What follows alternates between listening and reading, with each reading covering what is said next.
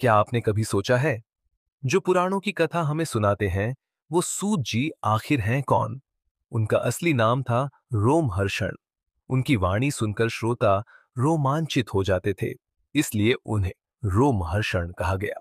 वे क्षत्रिय पिता और ब्राह्मण माता से जन्मे थे, इसलिए कहलाए सूत। बचपन से ही उन्हें ज्ञान की खोज थी।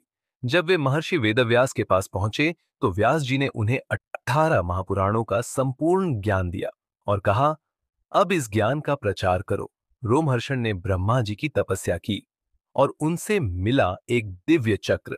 जहां चक्र रुका, वही बना उनका आश्रम नैमिषारण्य। यही वो स्थान था जहां 88,000 ऋषियों ने तप किया था। यहीं पर रोमहर्षण व्यास गद्दी पर बैठकर पुराण कथा सुनाने लगे। उनकी कथा इतनी मधुर और सारगर्भित थी कि मनुष्य ही नहीं, पशु पक्षी भी सुनने आ जाया करते। लेकिन एक दिन भगवान बलराम वहां पहुंचे। सभी ऋषि उनका सम्मान करने खड़े हुए, लेकिन रोमहर्षण कथा में लीन थे। ईश्वर को छोड़ किसी और के लिए वे खड़े नहीं होते।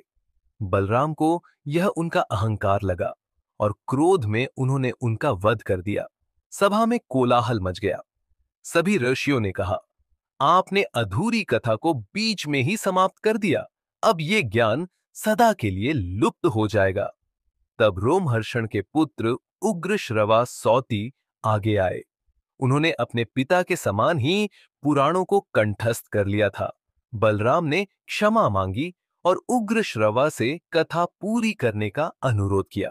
उग्रश्रवा ने शेष 8 पुराणों की कथा सुनाई और महाभारत की कथा भी संसार तक पहुंचाई।